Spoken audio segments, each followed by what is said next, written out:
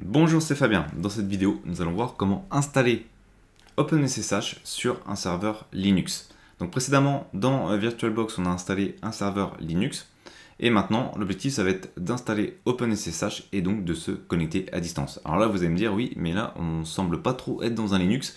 Effectivement, on est sur un serveur Windows et on va faire la connexion par la suite avec ce dernier. Donc dans un premier temps, je vais lancer mon serveur Linux, donc SRV L01. Pour ceux qui n'avaient pas vu la vidéo, eh bien ce dernier, il se trouve ici dans mon réseau virtuel. Donc là, actuellement, on est dans le Windows Server qui est en 30.254 et on va installer SSH sur le serveur Linux 30.253 et ensuite on fera la connexion de l'un vers l'autre. Donc je vais rajouter ici mon serveur Linux. On va patienter le temps qu'il se connecte. Voilà, donc là je vais me connecter dessus, donc c'était SRV pour les mots de passe et le login. Hop, on est bien sur le serveur, on va passer donc en super utilisateur. Donc je vais mettre à jour l'index des paquets, donc avec apt-get update. Autrement dit, ça va me permettre de mettre à jour la liste des paquets. On patiente le temps que ça se fasse. Ainsi, ça va nous permettre de télécharger les listes de paquets qui sont disponibles auprès des différents dépôts avec lesquels on va communiquer. Et donc, notre objectif, ça va être maintenant d'installer OpenSSH Server. Donc, je vais faire apt-get install OpenSSH-server et je vais donc lancer.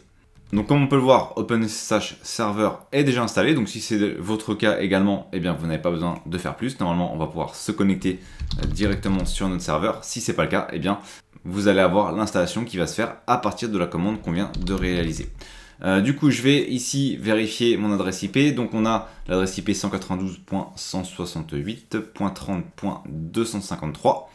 Et donc je vais aller ici, je vais le rendre un peu plus petit pour qu'on puisse avoir les deux dans la même fenêtre. Hop, je vais lancer PowerShell. Et puis on va tout simplement essayer de se connecter sur le serveur. Donc on va faire SSH. Notre utilisateur c'est SRV arrobase. Donc le arrobase. Et donc on va indiquer l'adresse IP qui est donc 192.168.30.253. Ici, il nous demande si effectivement on souhaite continuer la connexion. Je vais indiquer OK. Et je vais devoir donc renseigner mon mot de passe qui est le mot de passe de l'utilisateur qui est donc sur le serveur Linux et c'est donc SRV. Et donc en renseignant ce mot de passe, j'ai désormais la connexion vers mon serveur qui fonctionne. Donc je peux aller voir si je fais IP. Ah, et bien on peut voir que je suis bien avec la même adresse IP. Si maintenant je vais sur mon serveur et je fais par exemple un ls dans home srv, on peut voir que je n'ai rien. Donc je vais faire exactement la même chose ici. On peut voir que je n'ai rien également. Et ce qu'on va faire, eh bien, c'est qu'on va tout simplement créer un dossier. Donc on va dire mkdir test. Et normalement, si on fait ls désormais, on a bien un dossier. Si je fais ls, on peut voir que mon fameux dossier a été créé directement dedans. Désormais, on a bien accès directement sur notre serveur et on peut manipuler notre serveur comme si on était dessus, sauf qu'on est en réalité à distance, on n'est pas sur la même machine.